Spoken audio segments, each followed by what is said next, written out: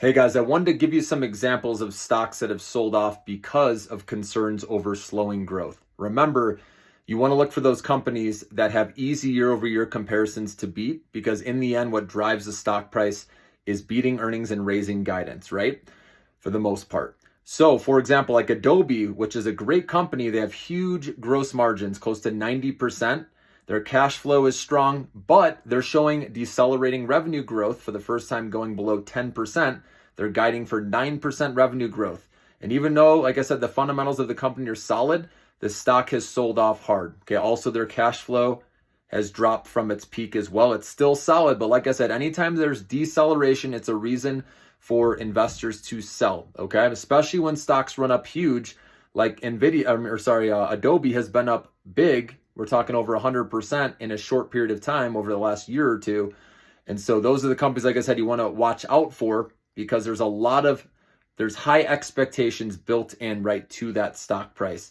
And that's where you can get caught holding the bag, on the downside. So Adobe's one example. Celsius Holdings is another example, how their growth decelerated. They also are dealing with the Pepsi issue, but it just goes to show you that any company, doesn't matter if they're doing well, if they start to show decelerating growth, even if it's still 100% growth, but it comes down from 120%, that's still going to cause concern for investors. So even Nvidia, the reason why Nvidia I think can be okay is because they have the Blackwell chip followed by the Rubin. They have a plan to continue to grow, and I believe the self-driving, the robotics are going to keep this company growing strongly for a while. And again, supply is way less than demand. So I don't think we're there yet. Plus, they've made acquisitions. Same with Broadcom. They've made an acquisition. Remember VMware, which is keeping their growth solid.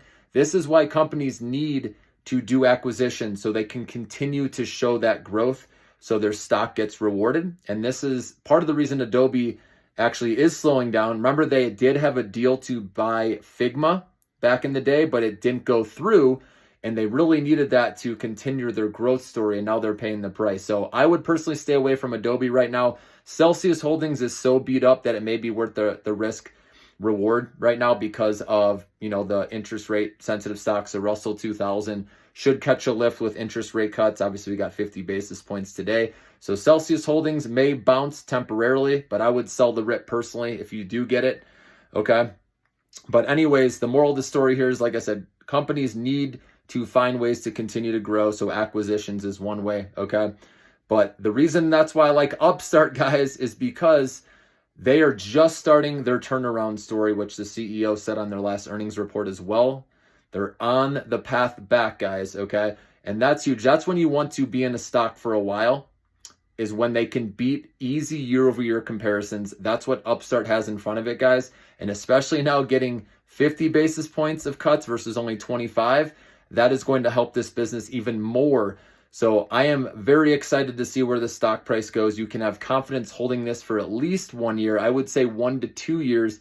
They should be able to beat and raise on their earnings pretty easily. Remember, all their businesses, their personal loans, their auto loans, their HELOCs, which are home equity lines of credit, those benefit with interest rate cuts falling or interest rates falling. Obviously, it spurs more economic growth, more loan activity, more loan volume growth, right, when interest rates come down. And I've talked about this before, but obviously the person that's been waiting to buy a car will go out and do that now that the auto loans are cheaper, right? The interest rates are lower, or they take out that HELOC on their home because they're sitting on all this home equity right now, right? About 60% of Americans own a home, slightly more than that, I believe.